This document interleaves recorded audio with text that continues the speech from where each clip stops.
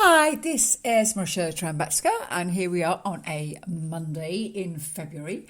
This is all about looking at constructive criticism and treating it like blood work, feedback just being facts. So this week's podcast really, I guess, almost is about mindset, about getting into a very healthy mindset, about criticism of yourself as an artist, whatever kind of artist you are, a filmmaker, an actor, a musician, a visual artist, and equally about criticism of the art you make. Because it's very easy for all of us. We get so wrapped up in the work we do. It takes so much effort and time and self-belief to even get it out the door. And always, this is why so many people stop themselves by actually pushing the art out the door so people can see it, is because it's, what are people going to say? And so there's some real strength in looking at constructive criticism as opposed to random criticism. I'll get to that in a minute. Almost like an athlete does the statistics. You know, when an athlete trains, they said, well, can you stretch your legs a bit more here? Can you do that there? I think you need to eat better here. They don't get too concerned, really. I'd argue the very successful ones. They just want to get better, right? They don't take it personally that they're moving their leg wrong or something. So you can argue that if as a vocalist you're told, well, maybe you should stand a bit straighter, you wouldn't get so uptight. But the difference is when it's a piece of art you've made, we can all get, and I've certainly done it myself, a bit like, who do you think you are? But actually constructive feedback and criticism by people we respect can really implement changes in our own practice, in our own work, or we can make us practice more and more focused. But also we can choose, as long as we're quite rational about the feedback we get. We can say, well, I don't agree with what you've said there, or that hurt me, or whatever. But looking at feedback and constructive criticism are just facts helps you kind of take the emotion out of it where you can. And I know sometimes you can't. Because it's so easy as a creative to stop work or to feel any kind of hope when you get loads of like terrible press and stuff. Press, reviewers and trolls can say things that continue to really hurt, and the memories of what people have said about you or your work can stay with you forever. I know this. But even worse, it can stop you creating as well and trying new things, as well as affect how you feel about yourself. And every single, I think, hugely successful creative, they all have tales of rejection or bad press. I was once at a masterclass with Sir Derek Jacobi, who is an amazing actor. I asked him about if he reads his press. Now, he's a CBE.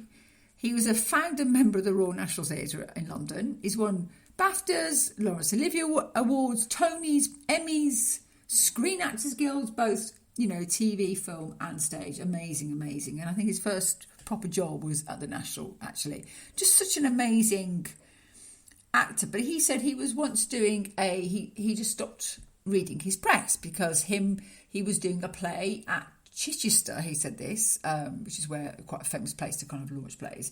He was in the middle of doing a film with Sir Laurence Olivier, who was in the film, and they'd done a short run, him and two other actors had done a short run of a very funny film at Chichester, and everyone loved it, standing ovation. He came to set the next day, full of life, because everybody loved him, and it is a very funny play.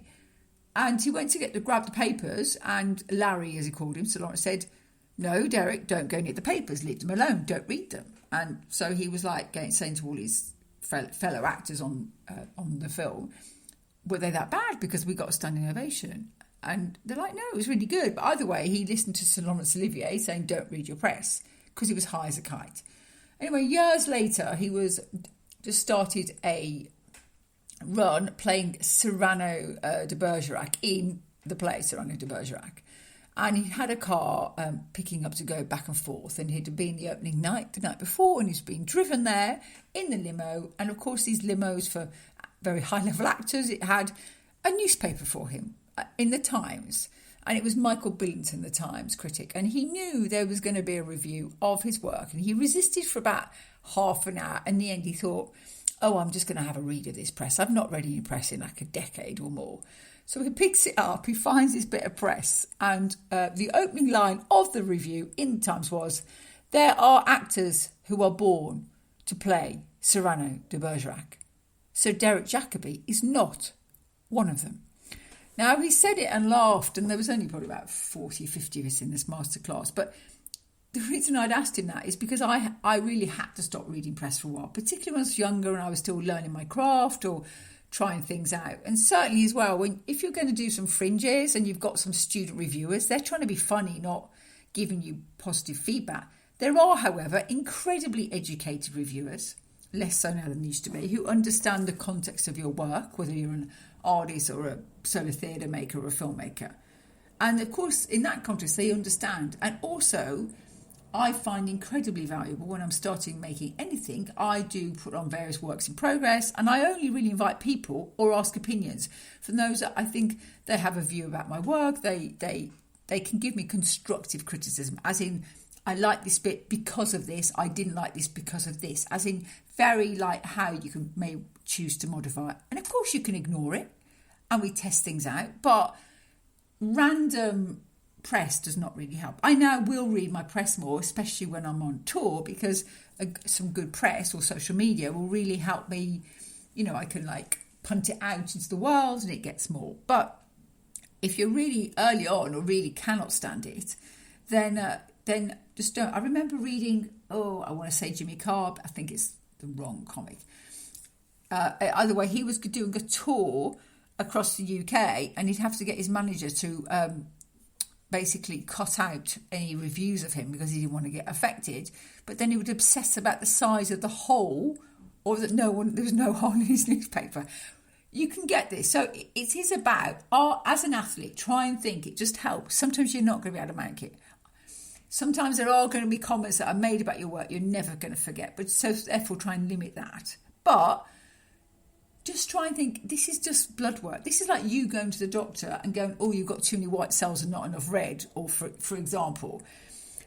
Feedback is just facts sometimes, and you can choose to take it or leave it.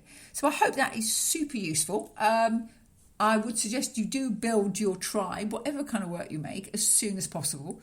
But don't be like all new emperor's clothes, like everyone just agrees with you and think you're fantastic. You do actually need someone to be a bit more like, actually, this is great and I really like what you're doing, but have you thought about exploring this or getting better at that or introducing all that stuff? So there you are. So my Get Your Art and Gear program is, I think it's going to be ready next week, finally.